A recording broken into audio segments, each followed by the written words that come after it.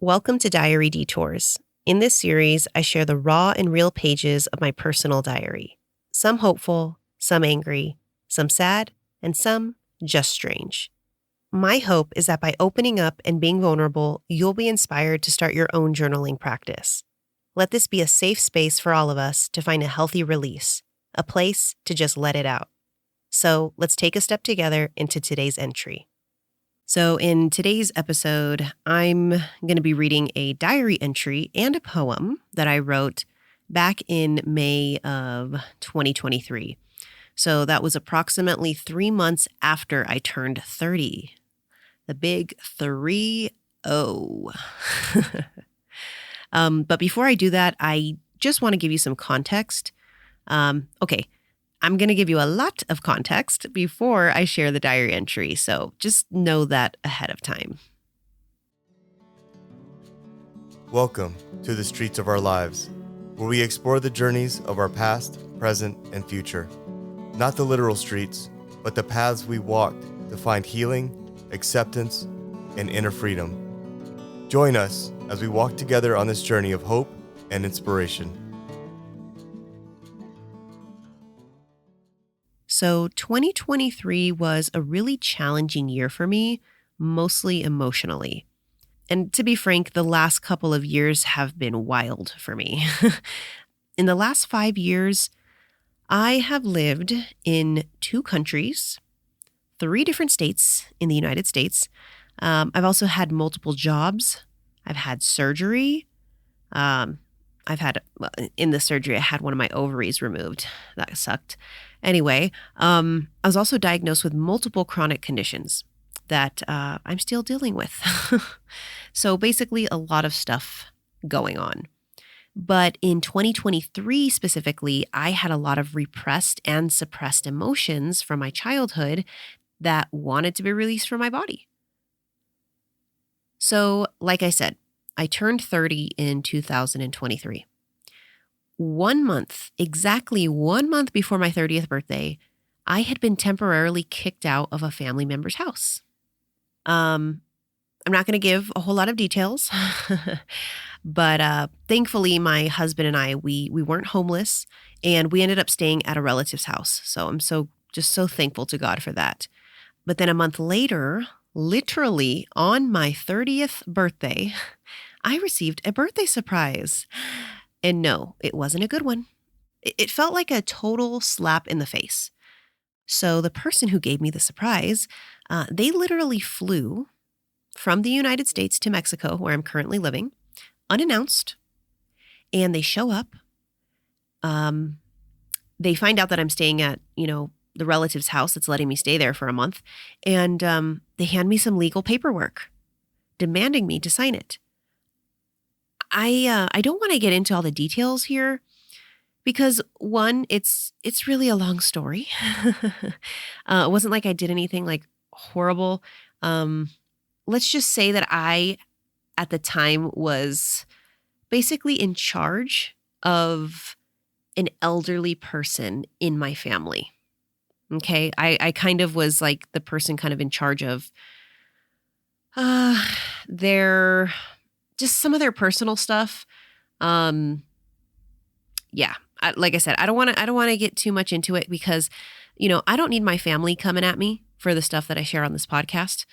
So I got to keep certain details to myself. And that's why sometimes I do have to be vague, at least for the meantime.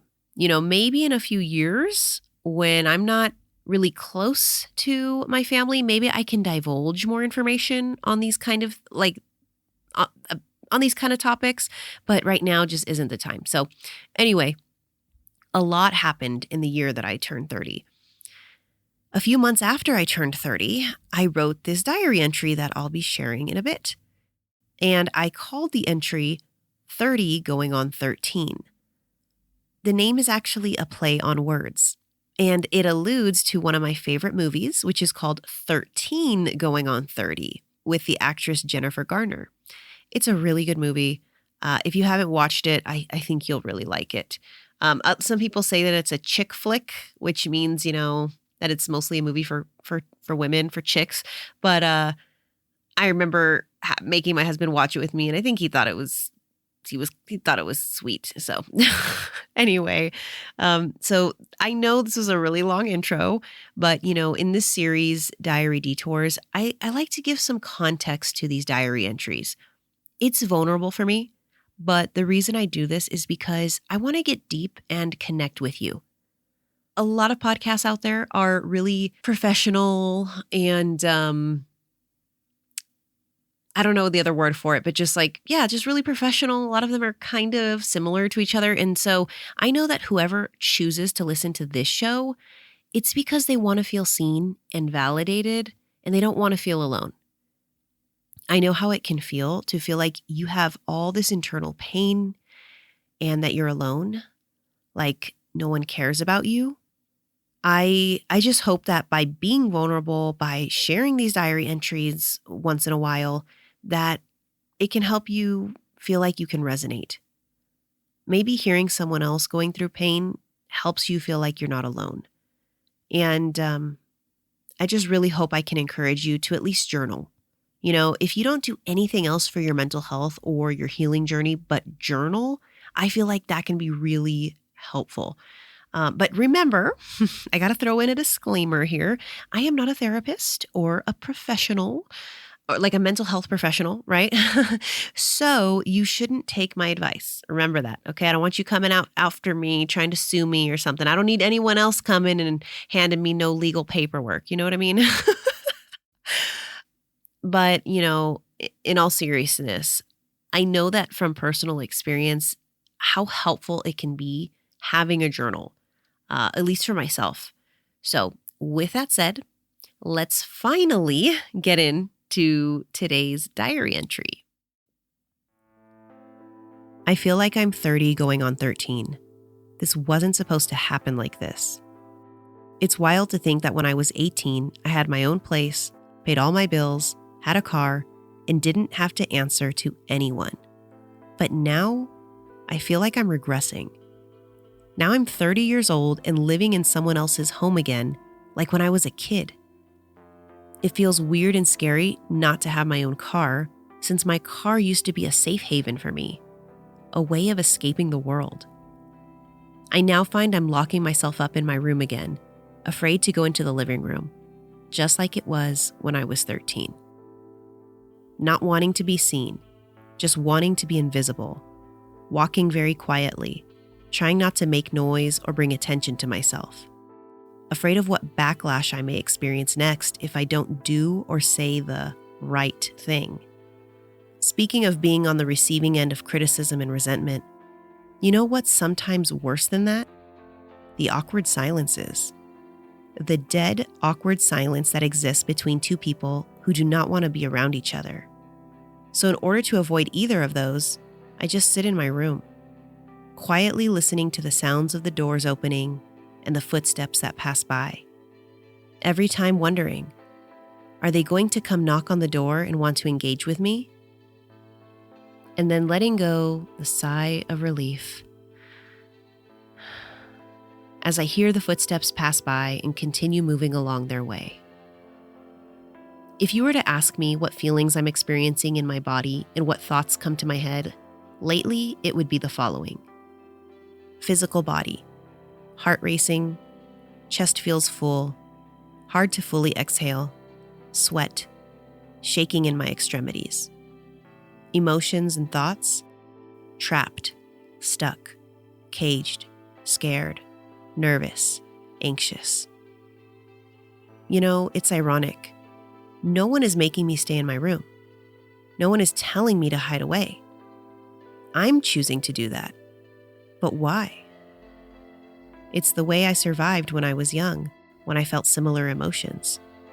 I close myself off like a small animal that feels like this is the only way to survive. Dig a hole and hide. Find a small cave and tuck myself away inside. What is this little animal afraid of? What fear is holding me back from being secure and confident? Instead of digging a hole and just continuing to hide, I think it would be a good idea to instead dig deep inside myself and find the root of these feelings. Why did the 13-year-old act this way? What was she afraid of? Maybe the fact that I'm 30 years old and essentially living like a teenager again is not regression. Maybe life needed to play out this way. Maybe I needed to be in this exact situation at this moment in time. Now that I'm older and more self-aware, I can reflect deeply and understand that 13-year-old who locked herself up in her room. This opportunity I have is a blessing, even if it doesn't seem like it at the moment. So that was the diary entry that I wanted to share. And if you remember at the beginning of the episode, I said that I also wrote a poem. So I'm about to read the poem to you. What I did was I took the basic concept of the diary and then I turned it into a poem. So here's the poem. By the way, how many times did I just say the word poem? Okay, here it is. I feel like I'm 30 going on 13. Hiding in my room, don't want to be seen. Feeling nervous, stuck and caged. Afraid of the criticism, punishment, and rage. Why is this happening now? Is this my fault somehow? Shouldn't I be in a different place? This feels like such a disgrace. But I got to remind myself, I'm blessed in this mess. Maybe I'm not regressing, and this is actually a blessing. Maybe I can turn this frustration into a productive situation. It's an opportunity to heal the teen girl inside me and help her become strong, confident, and free. Like I said in the intro, I wrote the diary entry and poem 3 months after turning 30. And as of this recording, I'm actually 31 years old and I'm only like 4 months away from turning 32.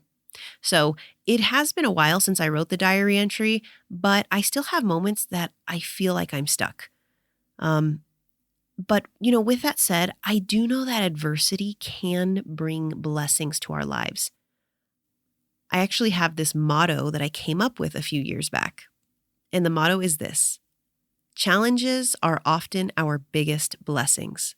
We often realize in hindsight that we needed to experience adversity because something good came out of it. I'm not saying that all adversity, it's all of it is good because we can learn from it. I'm not saying that either, right? But at least in my life, from my perspective, a lot of the adversity I've gone through, it ended up turning out for the better. So yeah, I figured I would share this because it's very vulnerable for me, especially as someone in her 30s, to admit that she feels like she's regressing and is so stuck. Life is interesting and things do change. We are put into different situations and we have to learn to not give up no matter how difficult things may be. So with that said, I really hope that this episode inspires you to journal what you're going through, your thoughts, how you're feeling. And who knows, maybe you can even turn it into a poem like I did. It can be a really helpful experience. For guidance and journaling tools, I invite you to visit the link in the description because I might have some things that could help you. And until next time, this is Lena LaRue. I'll see you on the streets. Thank you for joining us on Streets of Our Lives. As you navigate your journey, remember that every step brings healing. When obstacles come your way, don't give up. Keep moving forward. Please note, the information shared on this podcast is for inspirational purposes only and is not a substitute for professional advice. We encourage you seek professional guidance for any specific concerns.